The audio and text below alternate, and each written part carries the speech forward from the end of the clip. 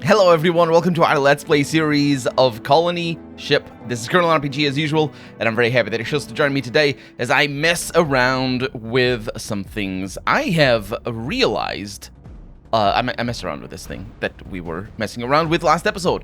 I have realized that it really likes attacking whoever is over there. Look at it. So the poison is distributed. Oh, okay, well I guess I got unlucky. Yeah. A little bit of hugging and whatnot. It's just how it goes. So the poison is distributed based on. I wonder if I can do. I wonder how this is gonna turn out. It's distributed based whenever the first attack comes through. So or the first poison cloud comes through. So all we have to do is kill this thing before it farts again. And I have a plan for that. Somebody actually helped me out in the comments and said that all you have to do is be smart about it, which I wasn't being. Which is yeah. Let's send her over here because Faith does the most damage. I would think that's 6 action points. That's a 12 if I go over there. It's actually not very good. I'm gonna do this rotate. I don't. No, that is perfect. 66. Yeah, Faith alone, she just can't do it. I have tried this battle a couple of times already. And I just couldn't do it with her alone. It's she's not strong enough. We got a 6. Yeah, let's go with it. And that's a miss. That's all right. You can go back there. I can use WSD. I'm sorry. Yeah, I was trying to just get everybody up in here and be like, I'm gonna attack you now. But it didn't work. So do I want to go with a power attack? I do. And miss. That's alright, because it doesn't fart right away. And it just loves Jed. It just loves Jed. Okay, and then we have regular attacks. Are we gonna go with power? Yes, we are. Even grazes are pretty decent. Unfortunately, they're not. Oh, man. Well, there are some damage. But this might require a little bit more RNG. I don't know. I don't know. No, we did it. Titus actually managed to land the kill. Get out of there, everybody. Whew. Yep. So that's how you do that. By equipping yourself properly. Which I didn't do. I definitely didn't do before. I'm sorry that I didn't think of that by myself. Because clearly, that is the way of doing things. We have a machete. Do we have like a better machete? No? Okay. Let's get that over there. You already come with this. Let's see. Everybody has their own. Evans goes first. Yeah, we're good on here. We did take a little bit of damage, but that's not too bad. We also leveled up again, so that is really good. You see what I mean by it being kind of difficult to tell who's leveling up? I wish like either the border. The border is probably good for this UI style, but either the border or the background of the character would just glow. For us to know exactly what we're dealing with, because the button is always in the same place, and yeah, it's kind of tricky. Fortunately, we can go back. So what am I gonna choose for Evans over here? I'm thinking rifleman. He's got gunfighters, which is just for pistols. Yeah, I'm thinking rifleman. I'm gonna go with that. It's very powerful. Evans is incredibly powerful. See, oh, we have a dead person over here. So I'm really hopeful that he'll be pretty good. So we got some things out of that. We have ourselves a scavenger goggles. That looks like an upgrade even compared to the goggles that we were finding in that battle that we had to give up. This is 3% accuracy. Aimed 3%, thermal vision 45. Resistance optical 45, reaction 5. That's really nice. I'm gonna go with it for myself. I don't think anybody had. No, we do have some. Yeah, and then we have the biomask or biolab gas mask, a rebreathing unit typically reserved for biolab personnel working to adapt Terran bacteria and other microorganisms into a terraforming juggernaut, and it adds a lot of resistance to bio. Basically. Oh no, it covers your eyes as well. That's a problem. Then again, she doesn't aim her shots all that much. So we're just gonna go with that. And hopefully, yeah, we'll see what happens with that. We have also Scav arm guards, which I believe... Oh, they're better! Man, we're getting proper upgrades here. They do lower our evasion, though, so it's kind of... don't like it. Oh, no, we already have Scav armbands. Let's use them instead. Yeah, pretty good. Instead of being a 3-2, it's a 4-3, and with a little bit of energy resistance. And then we have a Scav armor over here. Now, I think that one, I'm not using it. This is a 4-4-4 on melee projectile and energy defense. And also a huge amount... Ooh, that melee defense that's proper. That's a lot. So basically, by the way, somebody also explained to me how the armor numbers work on... in the comment section. The way this works is that, look at that number, for example. You see that evasion penalty, 0, and then in between parentheses, whatever the base is of -10. Well, yeah. So it changes based on your armor skill. Which means that even though right now she can't use better armor, or I mean she can, but like for example, the scrapper coat probably should use that instead. Right? Instead of the traveler coat, yeah. But, yeah, just because she can't use it right now, it doesn't mean that she's not going to be able to use it forever. So, for example, Jed over here, if I want him to be, like, really, really beefy in terms of armor, I give him that. Oh, you're using that already? Huh. Yeah, I knew I had seen that before. That's a huge amount of melee resistance. But the projectile... I like the energy resistance. I'm going to go with that one. Right there. What else did we get? We have the air purifier, but that's fine. We have the respirator, but those are normal. I don't think they're as good as... No, they are better. Yeah, there it is. I forgot that we... Yeah.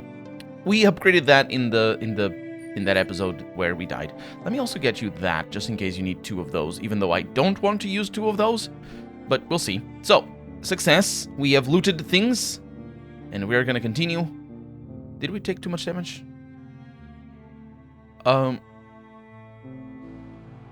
What the... Do you see how I have full health? Jed. What? How did your... I have to look at the footage there. I'm going insane. I have no idea. I thought we were injured, and now we're not. Yeah, I'll have to look at the footage. Oh, obviously, I will look at the footage, because I'll do the editing, but the point is, I don't know what that is. Restricted area, do not enter. Well, you can't. That guy clearly didn't either. But then again, I think he might have been in there. He might have been a worker or something.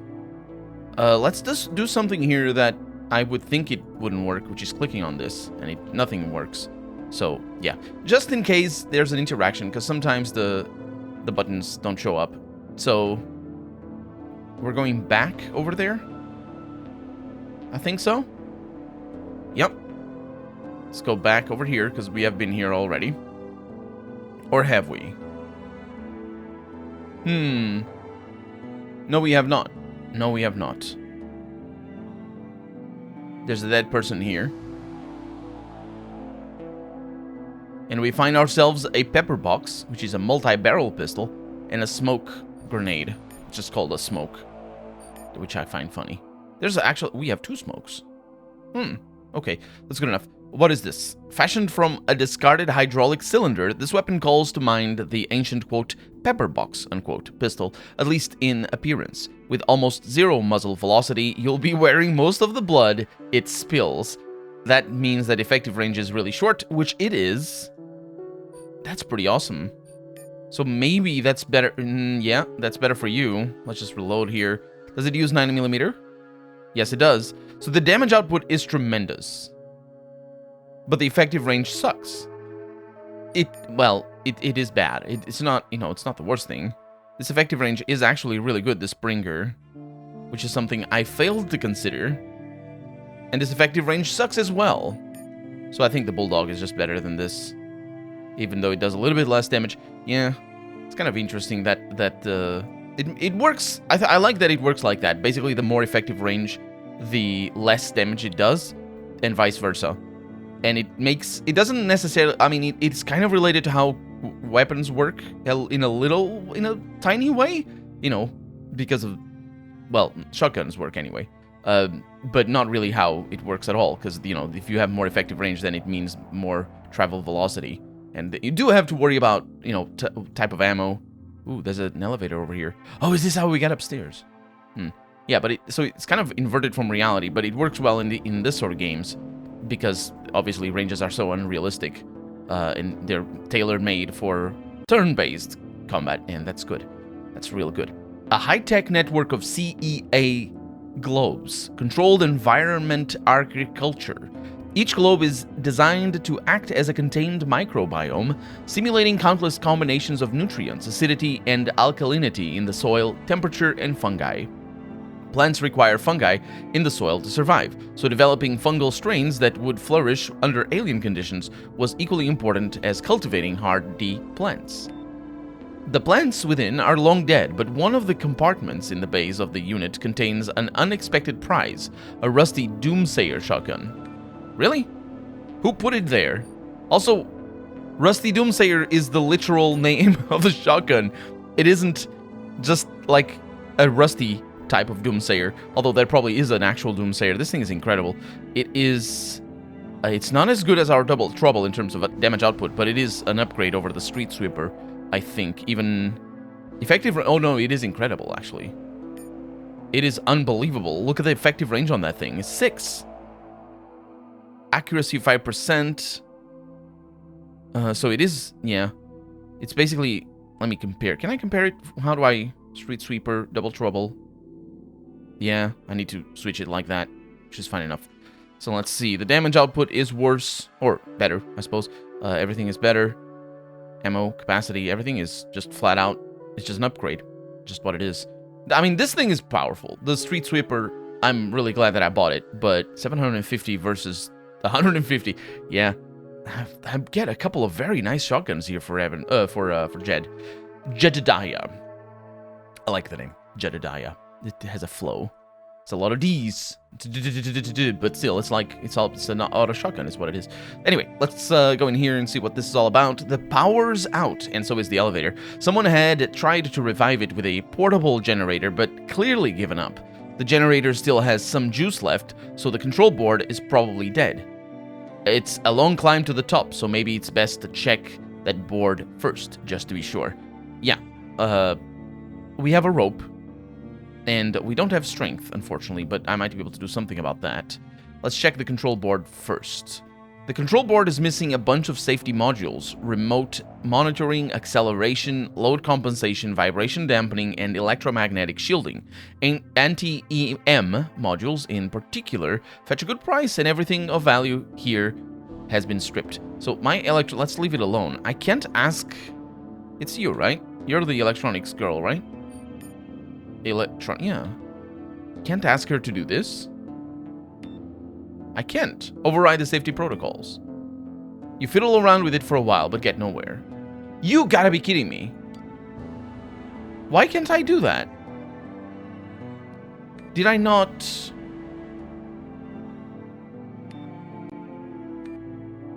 Aw. Oh, that doesn't... I don't like that.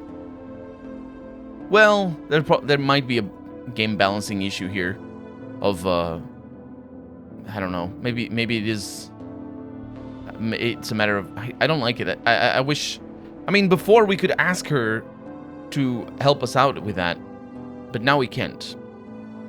Anyway, let's try to climb. It's only 20 meters, it's fine. You give up when you realize you're far more likely to fall and break your neck than reach the top. Yeah, that's why I saved before. So, can't do anything about that. So, I can specifically ask Jed to go up there with a rope. Jed reaches the top without much trouble, making it look too easy. He secures the rope to a rail, waves you, and throws it down. And we're gonna climb up.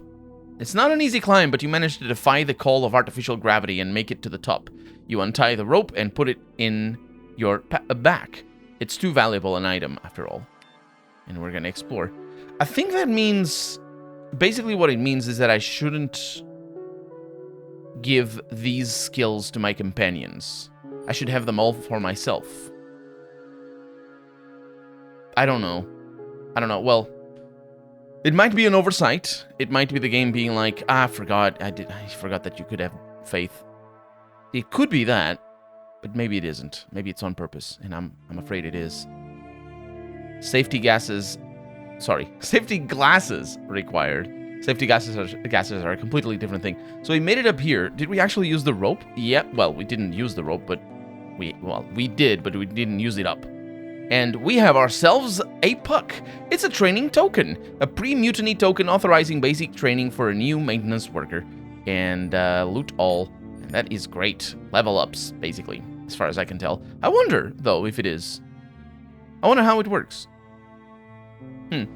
Either way, let's go down the emergency ladder.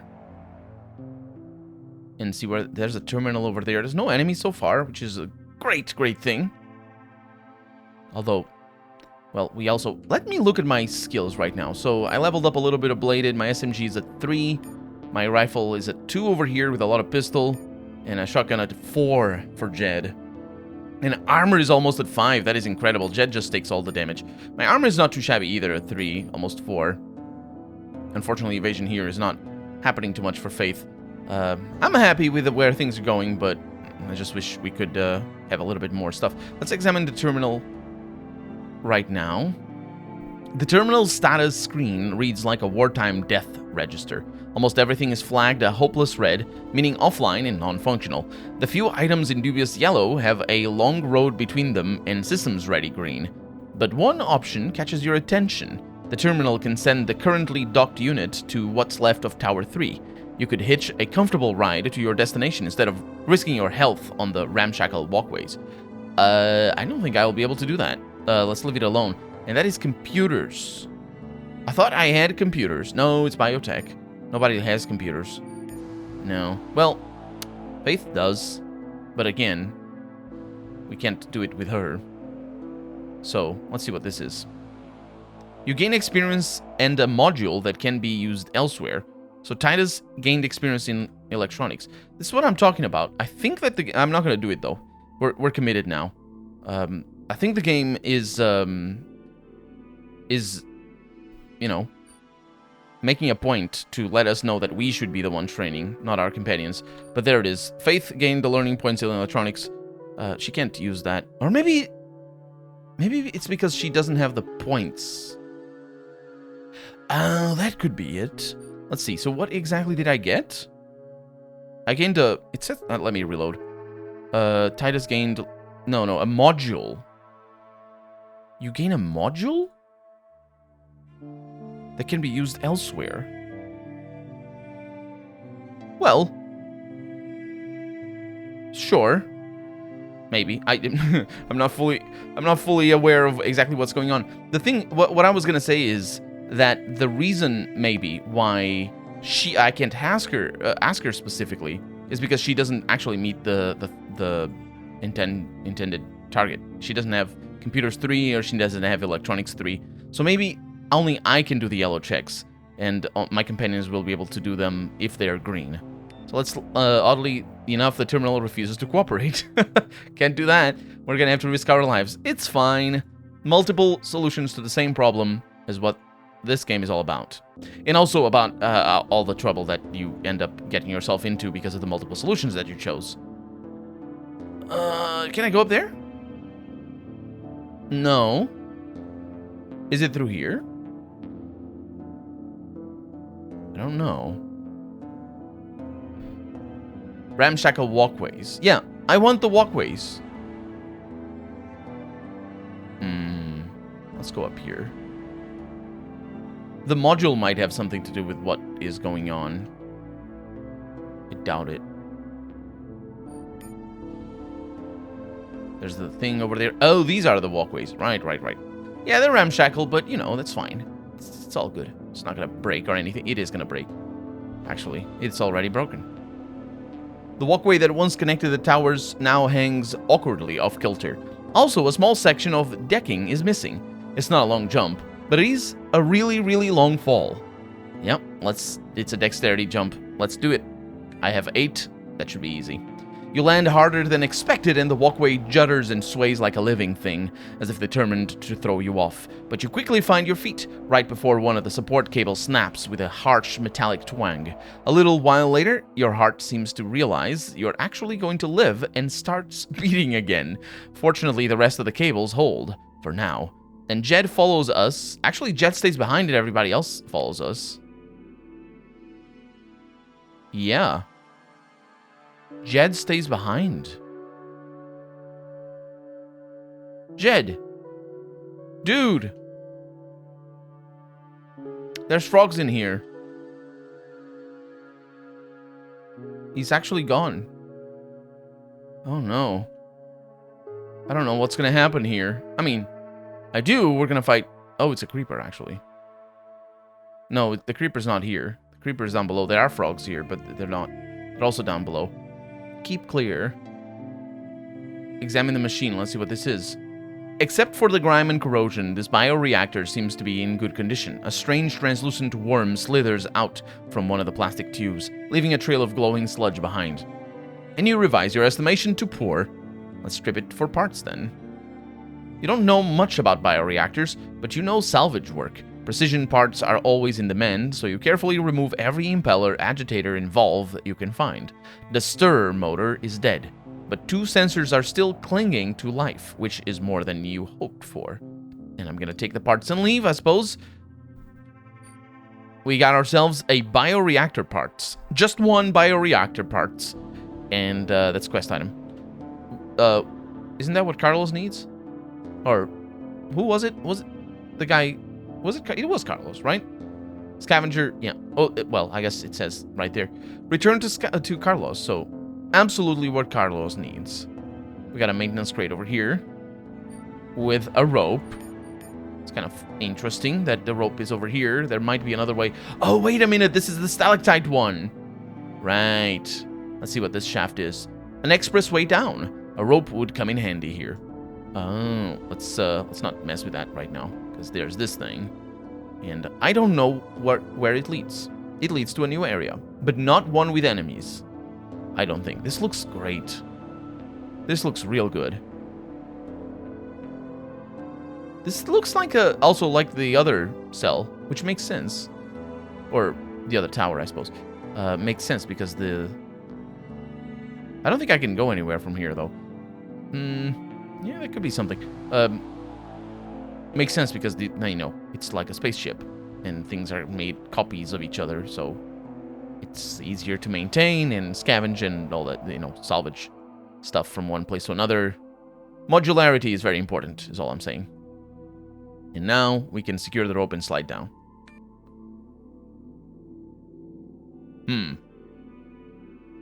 Oh!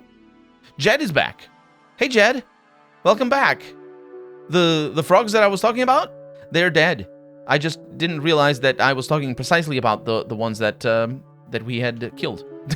Because it's well, I wish the animation of changing screens was a little bit different than this one, just to give you a little bit more. Yeah, just to give you a little bit more presence of mind, I assume, or I suppose. Something like moving the camera. Yeah, I could come up with some ways of, because we're going over there, so starting to move the camera as it fades out, and then, continuing the movement of the camera as it fades in.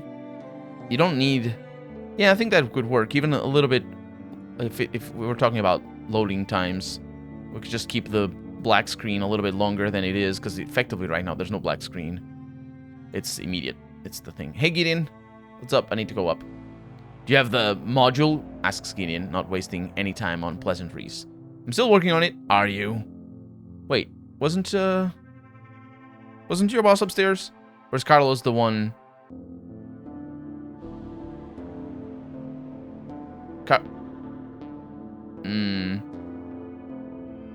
Was Carlos the one back? Oh, did we go everywhere? Let's see. First floor. Oh, yeah, we did. I remember. Yeah. Second floor is cultivation. Asmadium. Having all the explanations. And me not being able to go over there. Please go over there. Thank you. And then 3rd floor. Yeah, I thought Carlos was here. Right there. Yeah. I was just a little bit confused. Hey, Carlos. Did I get anything? Is that the module that I got?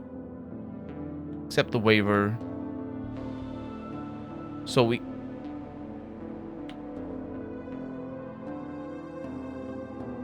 Bionic Eye. Is that what I got? No. No, it isn't. I'm just going through all the options here.